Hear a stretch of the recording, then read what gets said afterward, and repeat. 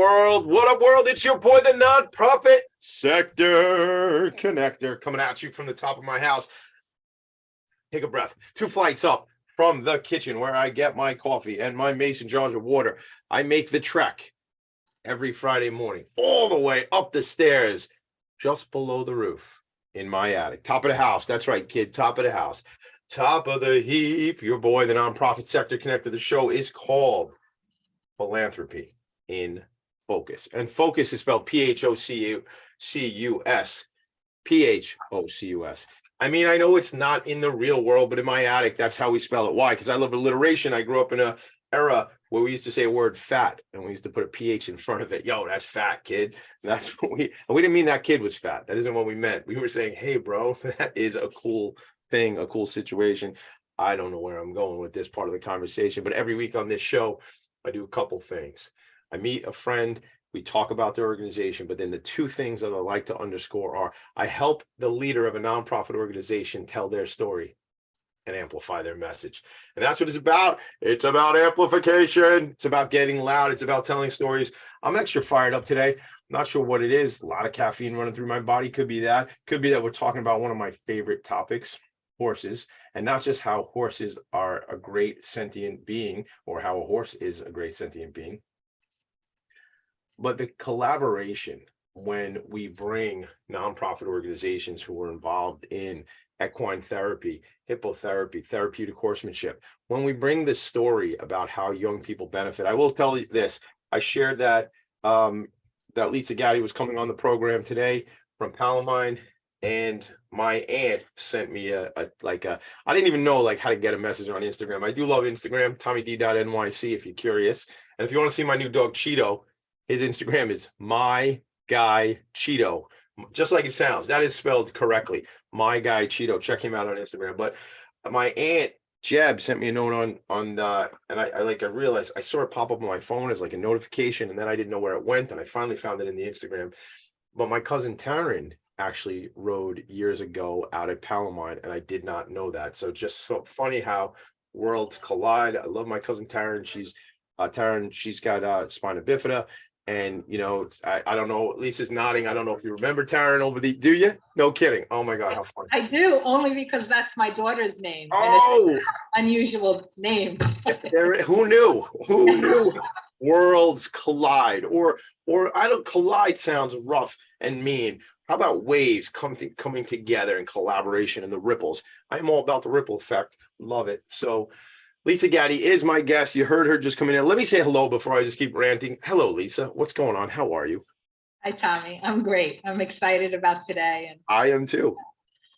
I love sharing our journey. So I want to hear it. It's all about stories for me. I'm a storyteller and especially a story listener. And as I was thinking, as we were starting and they were starting, it says we are live streaming and we're recording. I took a breath and I looked at you and I watched you do like a take a breath thing. And we didn't discuss that. It wasn't a plan, man. But I saw us both sort of like namasteing, let's get together. Let's chill out. Let's arrive at the space we're at. So the space we're at is every Friday morning at 10 a.m. Eastern time. I do the show Philanthropy in Focus. That's where we are.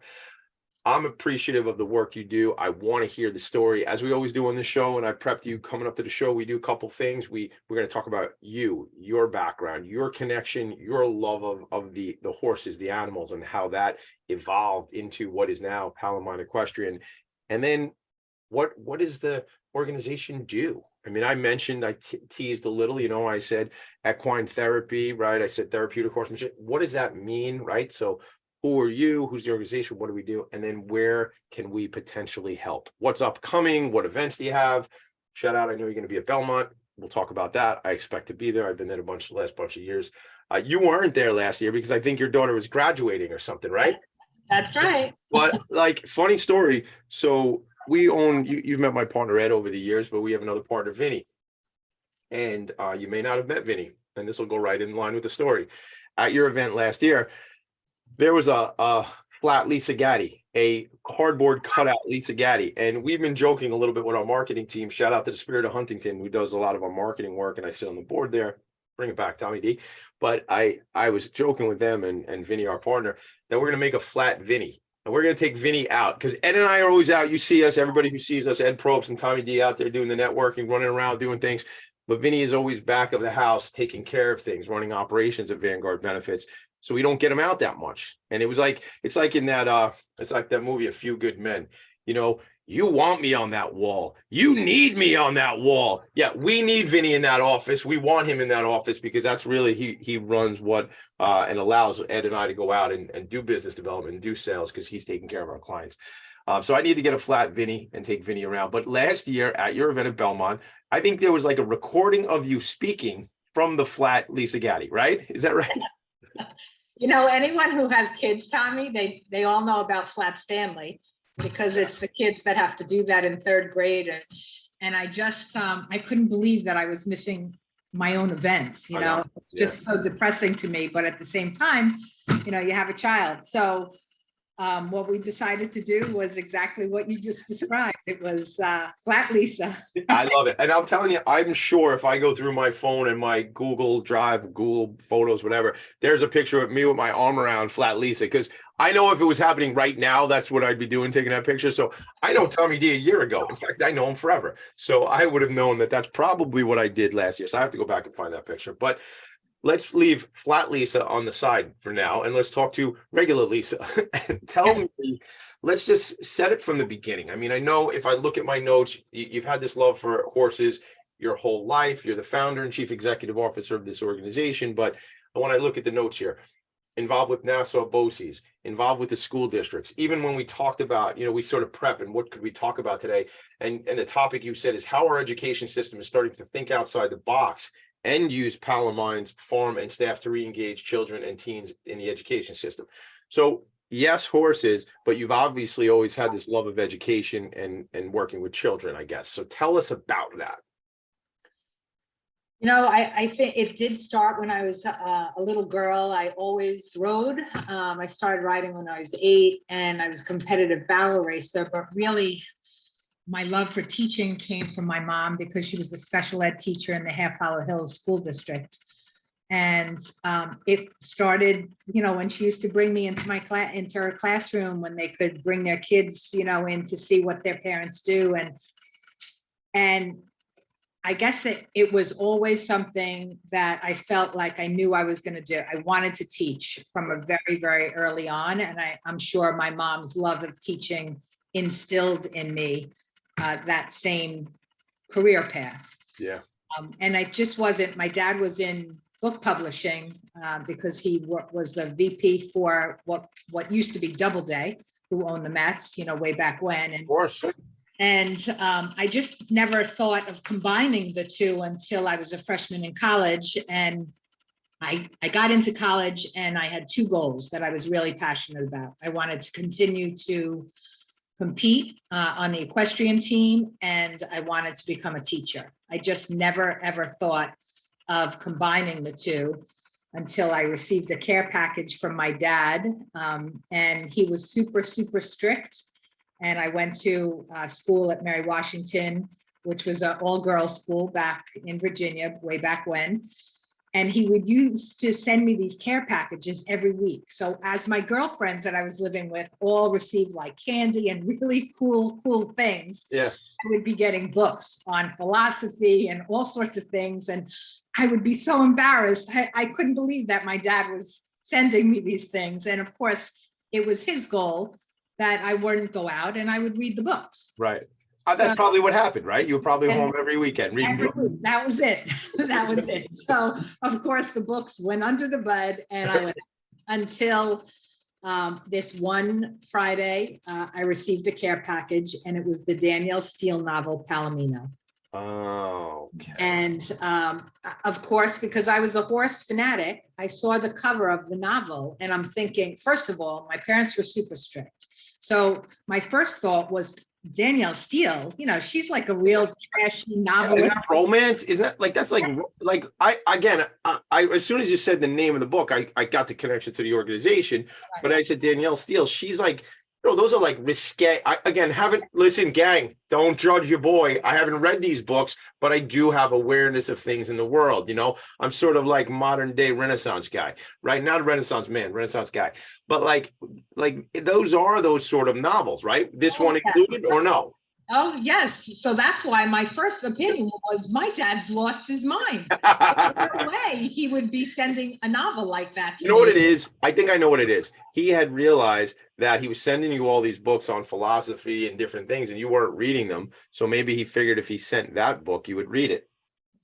So the secret was, that's what I thought, except that his secretary was a little bit more influential. And she said, listen, there's no way that Lisa's reading those. I'm going to send her a book that she'll actually read. Plus, there was a horse on the front. Yeah. So right from there, and of course, I had no idea where that book was going to lead me in my own life, but it turned out that in the story, there was a main character who loved riding, and she took a really tragic fall from her horse, leaving her paraplegic, and didn't want to give up her love for riding. So she wound up, opening this ranch in Wyoming. The story continues, and it was about kids with disabilities and at-risk youth. And it was 2:00 in the morning. I called my father. I said, I need to transfer. I know what it is for the rest of my life, what I'm going to do. Of course, his question is, have you been drinking? And I said, no, I haven't been drinking. I read the book. I can't wait to transfer. I know what it is that I'm going to do. And like parents today, my father said, absolutely not. Go back to sleep and call me when you wake up. Yes. So, what were you studying already down there? I don't know if you said it. Were you studying education? Education. Right. Okay. Elementary ed. So I waited. I was a pretty obedient daughter. So I waited that whole year that he said, wait, and you can come back and ask me after you're, thought about it a year. And if you still have this drive, which I did. So it was the end of my sophomore year, and I called him again. And he said, listen, Lisa, I don't know who's going to support this. So, do you know what this is going to take on Long Island? And I was, just kidding. And I just said, listen, Dad, I'll be fine. I'm good. And we're going to get it done. So we transferred. I transferred up to St. Joseph's. Okay. Right here in Patchogue. They had a phenomenal program that was, you could get dual certified in special ed and elementary ed. And they had an equestrian team. So it was everything I needed. And then from there, I got my degree and went right to work. And then the rest is history. But the vision gave me the opportunity to create Palomine Story. And Danielle Steele was actually one of our first donors. Get out of here. Oh my God. All right. So we got to take a quick break. I got to ask you one quick question, even before we go to break. I'll break my own rules, even though they're kind of meant to be bent and not broken, I think. Here's the thing. What do you remember your dad's secretary's name? Joanne. Joanne. Do we still know Joanne? Yes. She's been out to the farm? She's been out to the farm. Yes. I love it. Joanne, you're changing the freaking world. So cool. All right. And you, Lisa Gatti, are changing the world, and all your volunteers and supporters and board of directors and all those people, which we'll get into today. We will be right back. This is my mission. This is my journey. It's called Philanthropy and Focus. I do it every Friday morning until I do it more than just Friday mornings. Wink, wink, nod, nod. Here it comes. Tommy D is going to do the show all the time. But listen, today it's just Friday mornings. We will be right back. Lisa Gatti and Tommy D in the attic on the show. Bye. Are you a business owner? Do you want to be a business owner? Do you work with business owners? Hi, I'm Stephen Fry, your small and medium-sized business or SMB guy, and I'm the host of the new show, Always Friday. While I love to have fun on my show, we take those Friday feelings of freedom and clarity to discuss popular topics on the minds of SMBs today. Please join me and my various special guests on Friday at 11 a.m. on talkradio.nyc. Are you a conscious co-creator?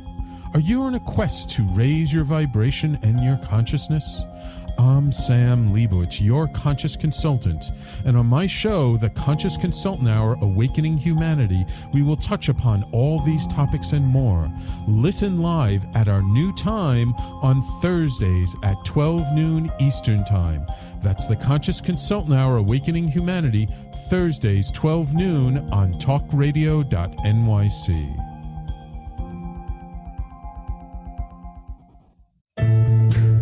Are you on edge? Hey, we live in challenging, edgy times, so let's lean in. I'm Sandra Bargman, the host of The Edge of Every Day, which airs each Monday at 7 p.m. Eastern Time on talkradio.nyc. Tune in live with me and my friends and colleagues as we share stories and perspectives about pushing boundaries and exploring our rough edges. That's The Edge of Every Day on Mondays at 7 p.m. Eastern Time on talkradio.nyc. You're listening to Talk Radio NYC. Uplift, educate, empower.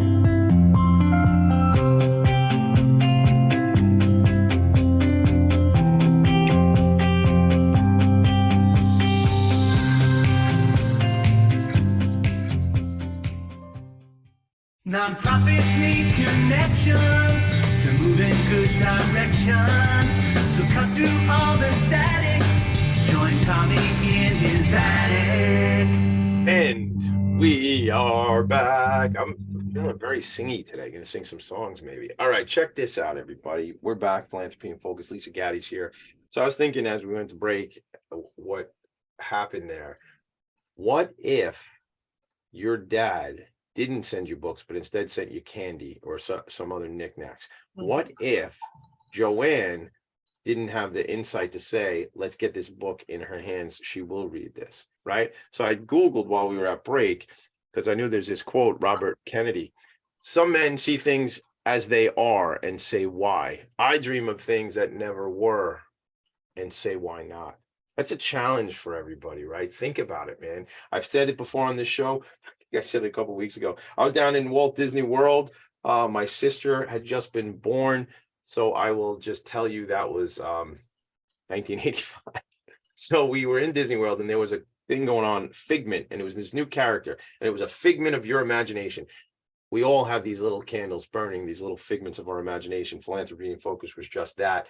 I guarantee that Palomine was just a figment, an idea, right? It was, and the Palomino, the book, turns into this vision for you. So I dream of things that never were and say, why not? Well, why not, Robert Kennedy? Because no one's done them yet. So gang, do the thing. Lisa, let's get right back into it. You get the book, you get inspired, you come back to Long Island, you go to St. Joseph's. That's where you left us off. Sort of like we're writing our own book right now. What is the next chapter? What happens next? So I knew I needed to go to the classroom and start to teach, to figure out, how this whole thing was going to work. And I also wanted to take education pretty seriously to make sure that I had experience with all different populations, because those are the, that was my mission, was to be able to serve all different special needs populations here on Long Island. So I got a few jobs. I guess, as teachers, you're not supposed to have your favorite population. Yeah. But I also, I really was just drawn to the high-risk youth and the at-risk youth. And I always felt like maybe they fell through the cracks because of some of their behaviors in classroom, but those who were in school suspension a lot or in and out of the criminal justice system. So I worked at Madonna Heights, which is in Dix Hills. It's an all-girls facility as a teacher, and then went from there and went to Nassau BOCES, and it was boys and girls, high school, again, dabbling in the law and just really in and out of that system. And that's where I stayed. And I had a phenomenal principal who thought outside the box. And that's why when you said in the beginning, the school districts are finally to be able to bring this program, this type outside of the box alternative program into a school system. It started, almost 30 years ago now, where it was that principal that said, how are you going to teach Edgar Allan Poe to 15 to 21-year-olds who really have very limited academic skills. And I said, I'm not going to teach Edgar Allan Poe to them.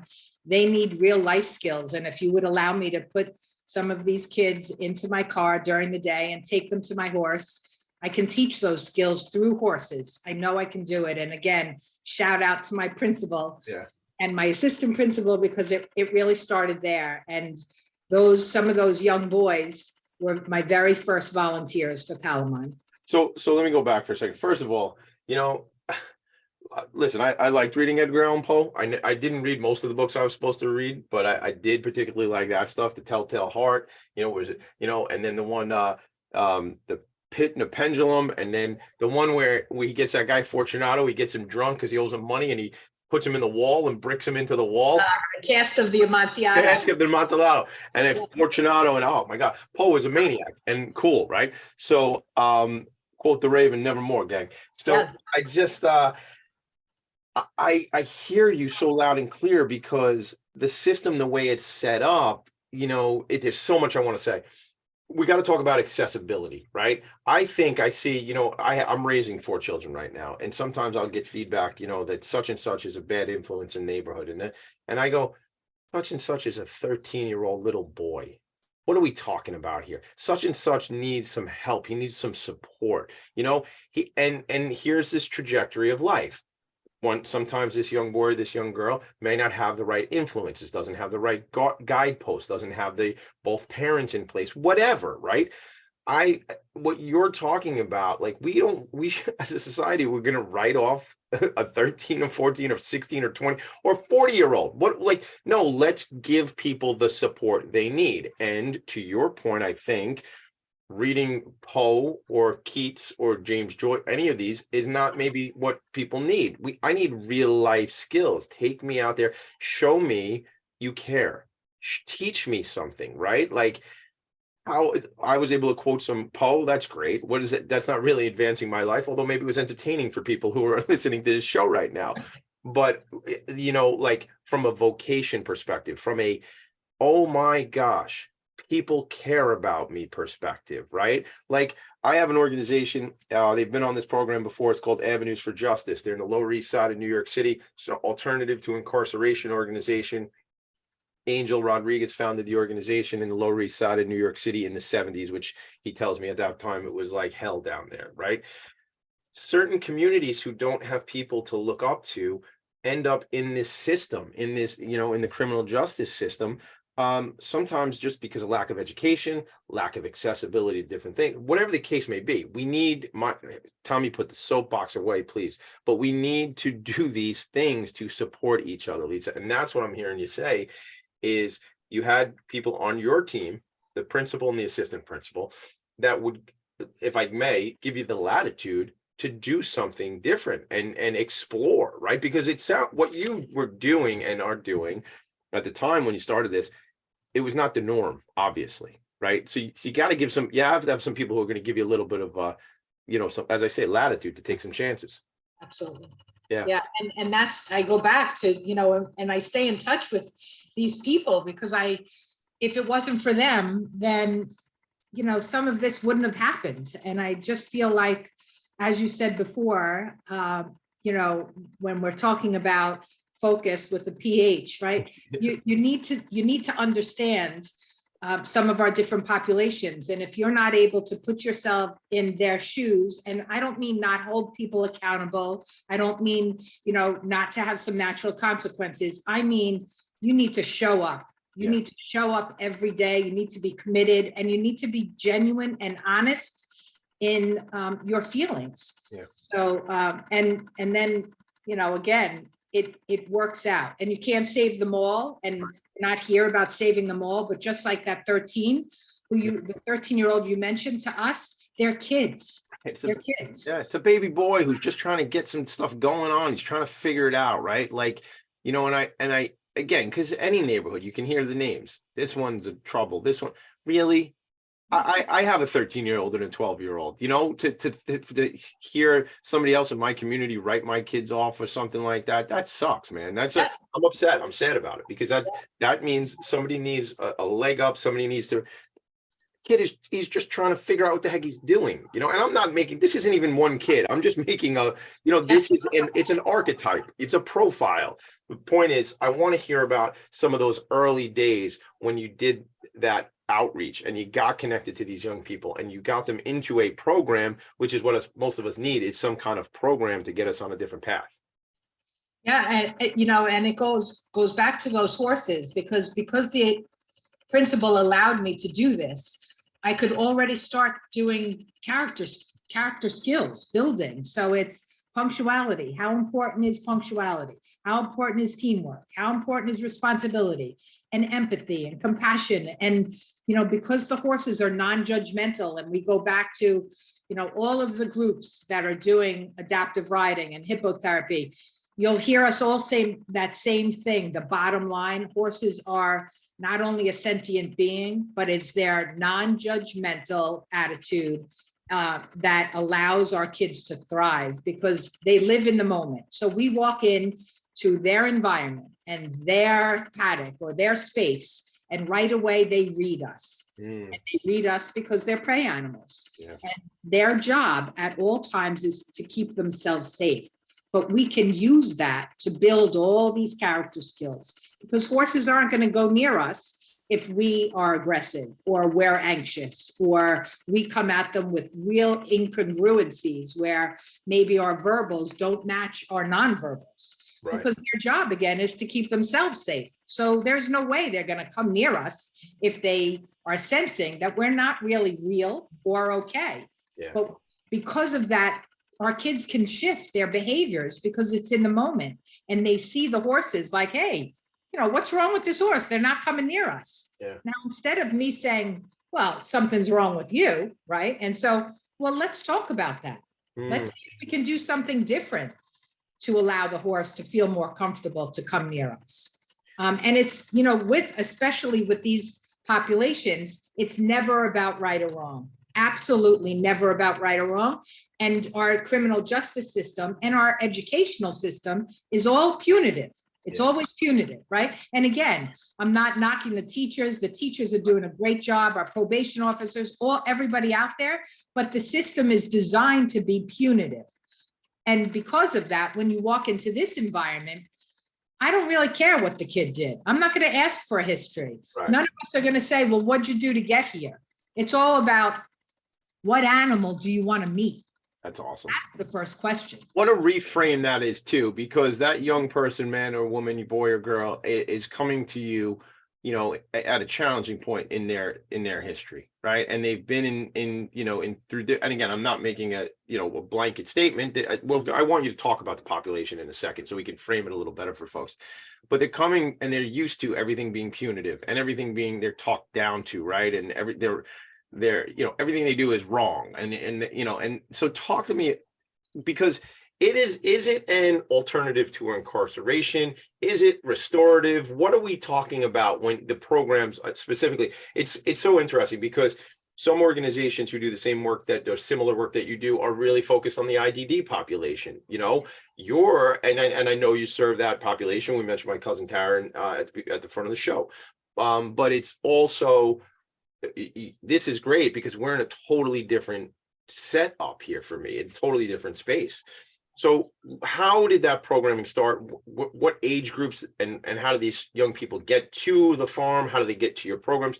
Talk about that, because, somebody listening may have a young person in their life that's up against this. And by all means, let's pause. Let's say this. How do they get to Palomine? How do they contact Palomine before you tell me what I just asked you? Just, you want to share some of the, I actually looked it up myself. On Facebook, it's Palomine Equestrian. Correct. On Instagram, it's Palomine_Equestrian. And on LinkedIn, it's Pal-O-Mine-Equestrian. Or you can always send Tommy D a note at Tommy D at Philanthropy and Phocus.com, PHOCS.com, and I'll get you hooked up. But what's the website too? www.palomine with the hyphens, PAL-O-mine.org. All right. And then if they want to call the office and get some information. The phone number 631-348-1389. Perfect. All right. So we're going to a break in about 2 minutes. So we're going to set up a conversation that we're going to come back to. But where are these young people? How do they get access to you? How do you get access to them? So some of our partnerships are through the criminal justice system and the family court right here in Suffolk County. There are judges who are using this placement to place these kids. And the goal of the program, of course, is to really have the individual's social and emotional needs met so that they can be successful with age-appropriate academics, and maybe to re-engage them into the traditional school system. So the first way is that. So a judge will do a mandate to a school district to say, you haven't, this kid, this young man or woman is not being educated, and let's get him to Palomine. Or it could be through Eastern Suffolk BOCES, which again is a placement, and Eastern Suffolk BOCES is housed here at Palomine. That's a 16 through 21-year-old program. And they're getting all of their age-appropriate academics, and then they're pulled out onto the farm 5 days a week for a vocationally driven program as well. And then, of course, there's private referrals to, a lot of our kids, and I hate talking about COVID, but, post-COVID, a lot of our children are not going to school, social anxiety, all sorts of reasons that prevent them, and they haven't been into a school. I read that. Yeah, I read that in what you gave us as kind of talking points to hit into today. And I got to tell you, I got to tell you, I didn't even realize that that's a thing. So I want to talk about that when we get back. But I just want to, oh my God, you have the courts and the judges see that these people, these young people need additional support around social and emotional, so they can potentially go back to school if that is their path. If not, there's a vocational opportunity. Eastern Suffolk BOCES, you say, is at the farm, so they can get education. I mean, it has been years since I've come out for a tour. We must fix that because I love it. We did that event way back when we talked about it the other day.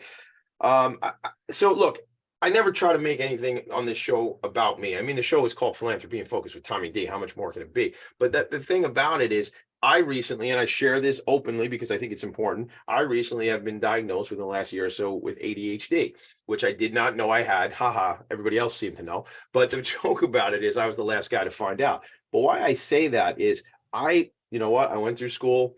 I graduated from Chaminade High School here on Long Island. I was a decent student, right? But was, didn't always focus, was a crammer the night before the big exam, that sort of stuff. Didn't have a good trajectory of like planning things out. But I say this because I find, and maybe it's because of the people I hang out with, but more and more I'm finding adults who recently got this diagnosis as a result of a child getting the diagnosis, one of their children, not just any child, but one of their children getting the diagnosis. And I bring it up because we all learn differently. I had a version of this that I was able to keep my head right, do the thing. College years later on, challenging for me more. But when you're talking about, I'm standing as we have this conversation. I have a standing desk. I move around constantly. If I'm in a meeting, and like as an older gentleman, not when I was a kid and I was in somebody else's meeting, but if I'm in a board meeting and it's going for longer than an hour, I get up and I walk around. And that's what you have to do that. That helps me.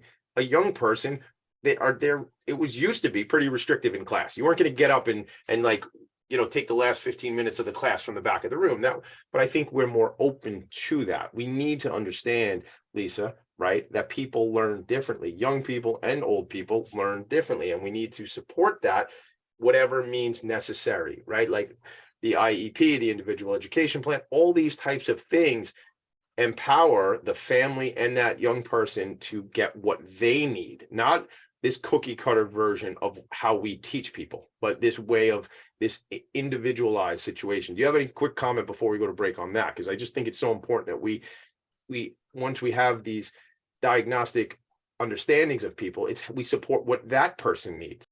And that's what a farm can do, a farm environment with animals. So we can do visual learners, auditory learners, tactile learners, kinesthetic learners. Mm-hmm. And that's exactly what you just said. Not everybody is in this little box. No, I think it's funny. I think the people, we're going to go to break in a second. Dylan, hold your horses. Haha, wink, wink. We're going to break in a second. But look, my argument is that very few people actually fit in the little box, and everybody's outside of the box, but we're treating everybody as everybody fits inside the box. But there is no box. This is Philanthropy and Focus. We'll be right back. I'll go look for the box. We'll be back. Are you passionate about the conversation around racism? Hi, I'm Reverend Dr. TLC, host of the Dismantle Racism Show, which airs every Thursday at 11 a.m. Eastern on talkradio.nyc. Join me and my amazing guests as we discuss ways to uncover, dismantle, and eradicate racism. That's Thursdays at 11 o'clock a.m. on talkradio.nyc. In a post-COVID world, you may have many unanswered questions regarding your health. Are you looking to live a healthier lifestyle? Do you have a desire to learn more about mental health and enhance your quality of life? Or do you just want to participate in self-understanding and awareness? I'm Frank R. Harrison, host of Frank About Health, and each Thursday, I will tackle these questions and work to enlighten you. Tune in every Thursday at 5 p.m. on talkradio.nyc, and I will be frank about health to advocate for all of us.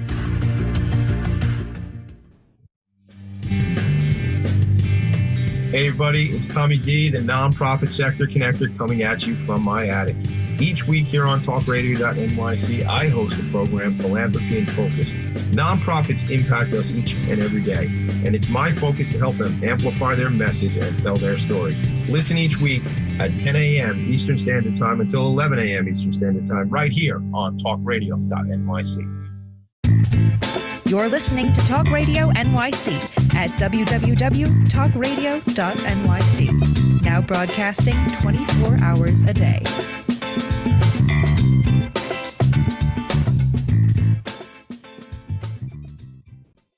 Nonprofits need connections to move in good directions. So cut through all the static. Join Tommy in his attic. That's right. That's my Uncle Brendan Levy. Well, he's not really my uncle, but I always said I love him like family, but he doesn't look nothing like me. So I call him an uncle because your uncles don't have to look like you. So he's business development, basically the ambassador for the Queen's Chamber of Commerce and the lead singer of Damaged Goods, which used to be called the Goods, Lisa, back in the day when they were younger men. Now they call themselves Damaged Goods.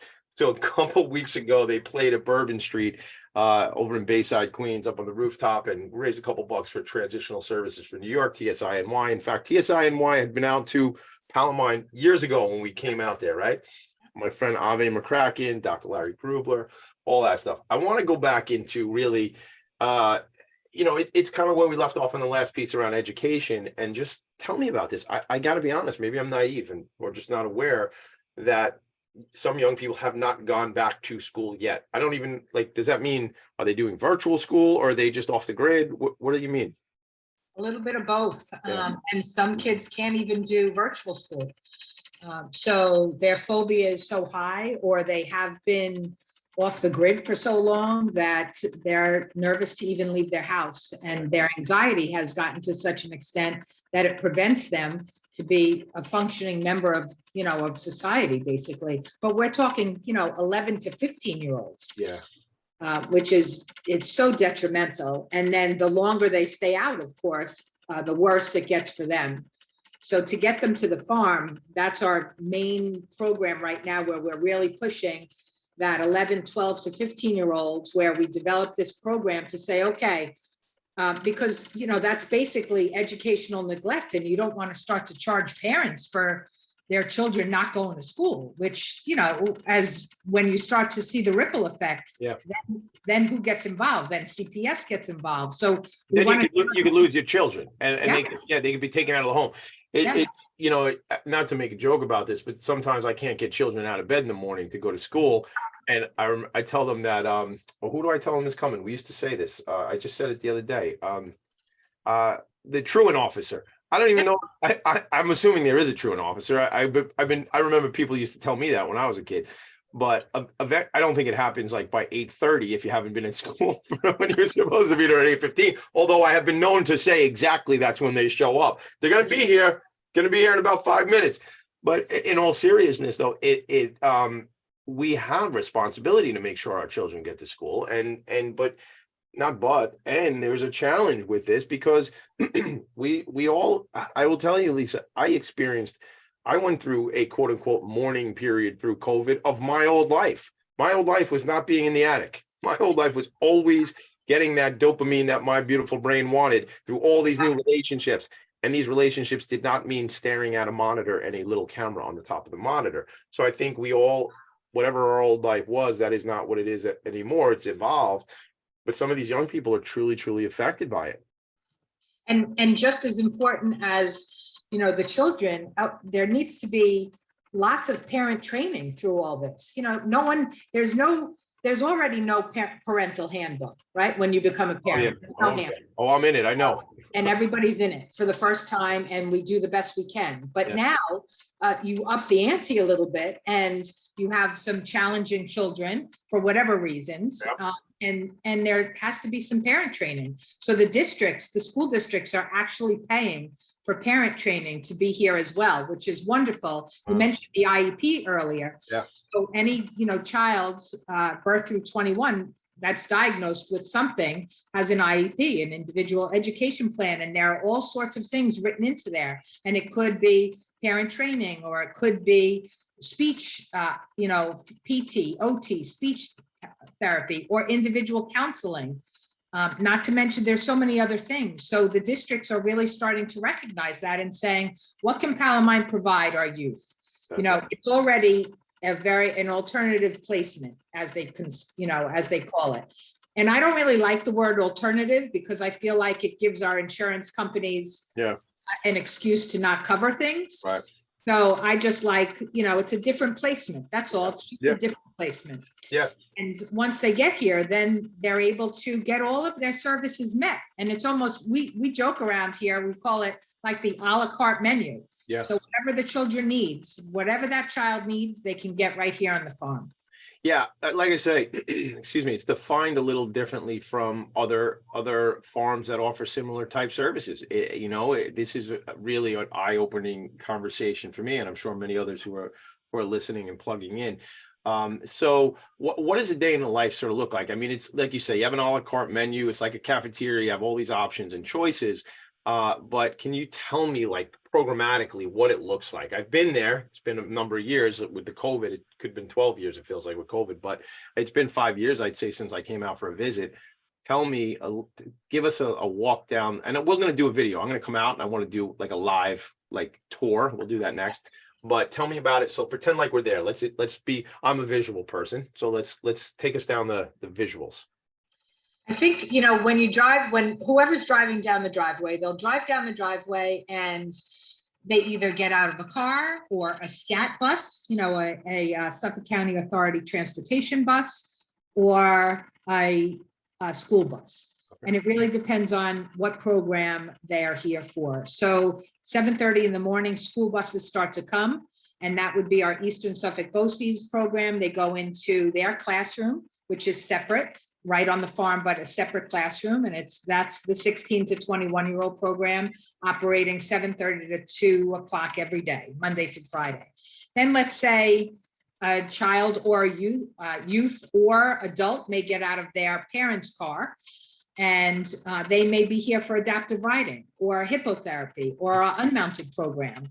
And then they work one-to-one with an instructor, and some of those children and adults ride, and they have special needs.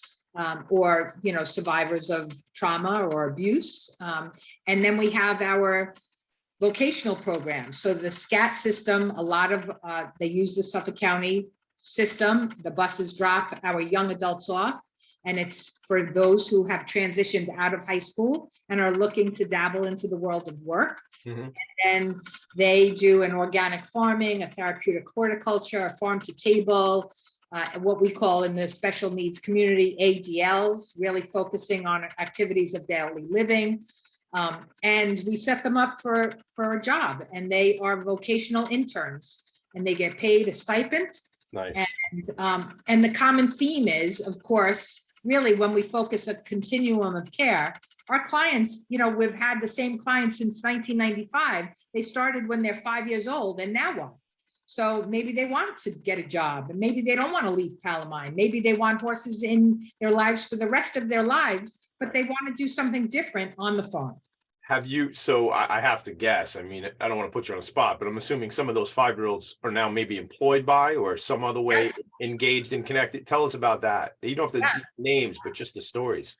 Oh, I guess, and that's where the transformations come in, Yeah. so you really see, and a lot of people say, no, it's not a miracle. It's a miracle. I mean, they drive down the driveway, someone used to be 5, and now they're working here. And they could be doing anything from mucking the paddocks to watering the horses to helping in groups. There's so many amazing stories. The stories that really, really touch me only because of the at-risk population. They are, come in here and they can't look you in the eye and they can't shake your hand. And, their language is sometimes atrocious. Yeah. But now they're helping someone maybe on the autism spectrum. And that combination, you talk about powerful, because it's something outside their self.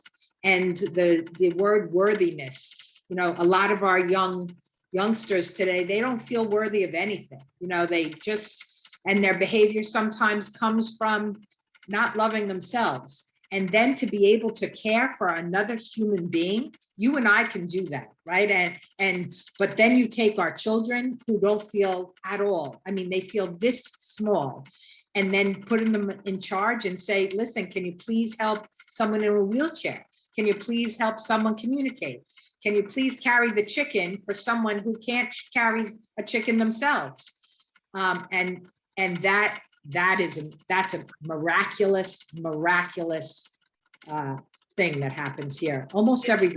Yeah, it's been a while since somebody made Tommy D cry on his own show, but you're winning today, Lisa Gatti, because it's that emotion that you're changing the trajectory of someone else's life. And these young people who, as you say, feel so sad and small about themselves. I will tell you, when I'm feeling down, and I've said it on the show, when I'm feeling down, I go try to figure something out where I can help somebody else out, and it's like selfishly selfless, I call it, it's like, I want to go help somebody else out because I'm out of me. I'm out of this head that never stops thinking. And I say sometimes, if you've ever been to Grand Central Station, gang, in New York City, and the thing goes like, as the different train times are coming in, that's what it's like sometimes being inside of my head. And if I go help somebody else and get totally zoned in on what their needs are, I'm not worried about me. I'm concerned about supporting them. And I think that's what I'm hearing you say. And that is so super special. I have to come out for a visit. We got to make it happen in the next 2 weeks. It's really, it's when we talk about that movie way back when, Pay It Forward, right? Yeah. And that's what it is. It's everyone here is just paying it forward. And our volunteers, we have 85 volunteers a week, and they come in and help, the farm and maintenance and working with the kids and the horses. And when they first do this volunteer orientation, I ask everyone, listen, there's 4,000 not-for-profits on Long Island, one worthy than, more worthy than the next. Like, what made you choose Palomar out of all those not-for-profits? And they said, well, we love children, or we love horses, or we can't wait to be out in nature, and we can't wait to give back. And then when I polled those volunteers, they said, we thought we were doing it for us.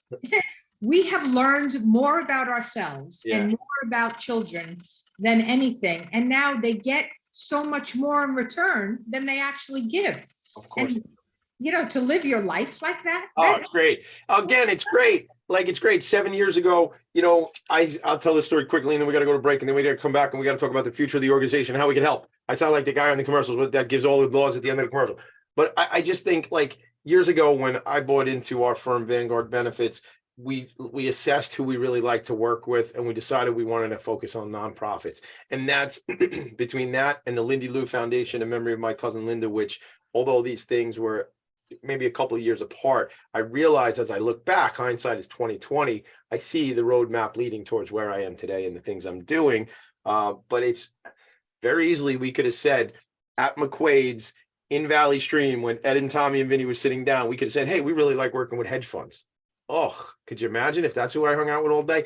I hang out with people who change the freaking world and make other people's lives better each and every day. And I sort of say, I kind of am living the dream a bit. We will be right back. We come back. Lisa Gatti's going to tell us about what's upcoming. It's going to be like the lightning round. I'm going to be quiet, and then Lisa's going to talk really fast. Philanthropy and Focus, right back. Hey, everybody. It's Tommy D, the nonprofit sector connector, coming at you from my attic.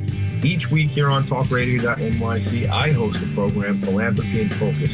Nonprofits impact us each and every day, and it's my focus to help them amplify their message and tell their story. Listen each week at 10 a.m. Eastern Standard Time until 11 a.m. Eastern Standard Time, right here on talkradio.nyc. In a post-COVID world, you may have many unanswered questions regarding your health. Are you looking to live a healthier lifestyle? Do you have a desire to learn more about mental health and enhance your quality of life? Or do you just want to participate in self-understanding and awareness? I'm Frank R. Harrison, host of Frank About Health, and each Thursday, I will tackle these questions and work to enlighten you. Tune in every Thursday at 5 p.m. on talkradio.nyc, and I will be frank about health to advocate for all of us. Are you a conscious co-creator? Are you on a quest to raise your vibration and your consciousness? I'm Sam Leibowitz, your conscious consultant, and on my show, the Conscious Consultant Hour, Awakening Humanity, we will touch upon all these topics and more. Listen live at our new time on Thursdays at 12 noon Eastern Time.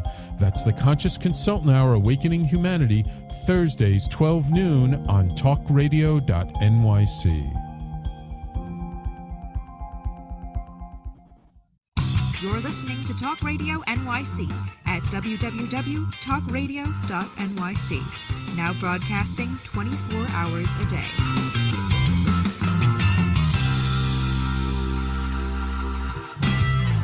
Nonprofits need connections to move in good directions. So cut through all the static. Join Tommy in his attic. This is the lightning round. I just made that up. This is the lightning round. Let's get going. All right, we got a lot of things we got to cover in a little bit of time to do it. I feel like, like that Mad Hatter in Mary Poppins. He's running around. He's got he doesn't know what time it is. He's got to go. A lot to do. He keeps checking his watch. All right, Tommy, be quiet. Let Lisa talk. So, Lisa, what's upcoming from the organization? What events? How can we support you? How can we get involved? I'll see you at Belmont. Let's talk about that. Let's go. All right, so let's talk about Belmont. That's our first big event. That's June 9th. It's held the day before the stakes at the Turf and Field Club.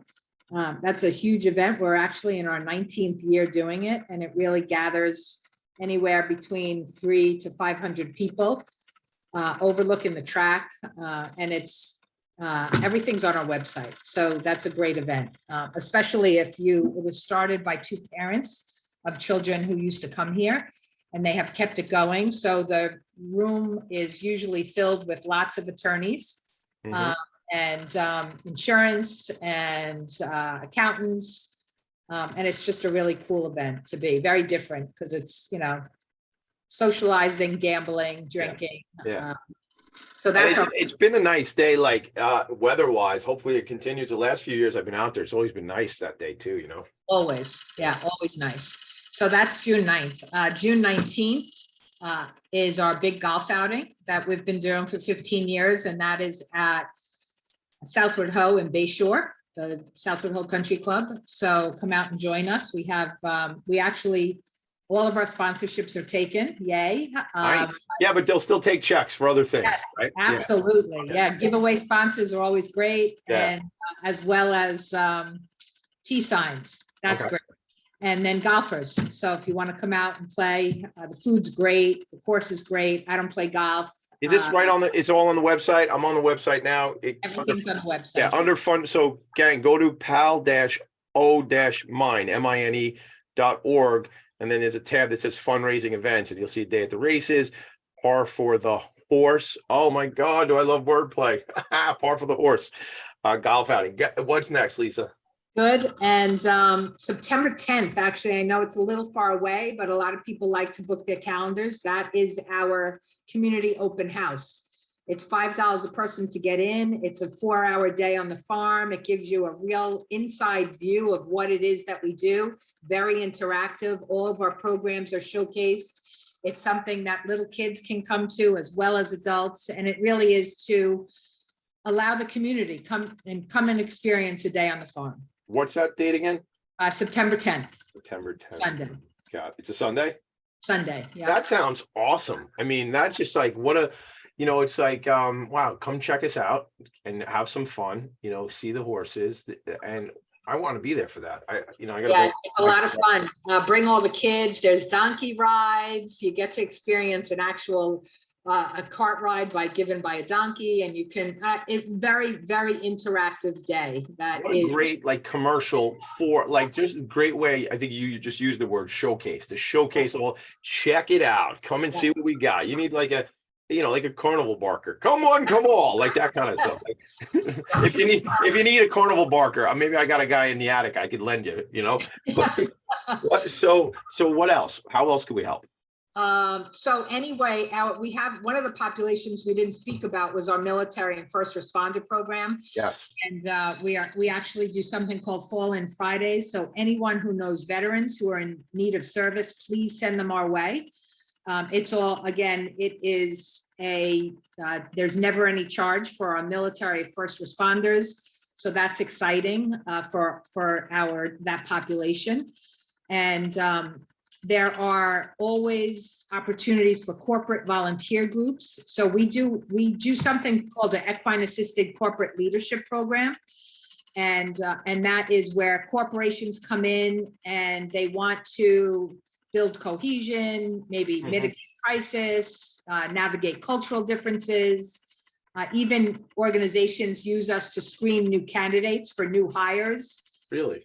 And that is a wonderful, wonderful program. But so that is a paid for program. But then where we can use our corporate people as well is we do these corporate day volunteer groups. And they come in, a lot of corporations want to give back to the nonprofit agencies, which is a wonderful thing. It's a win-win. We get work done on the farm as well as they give back as part of their company, mission, philanthropy.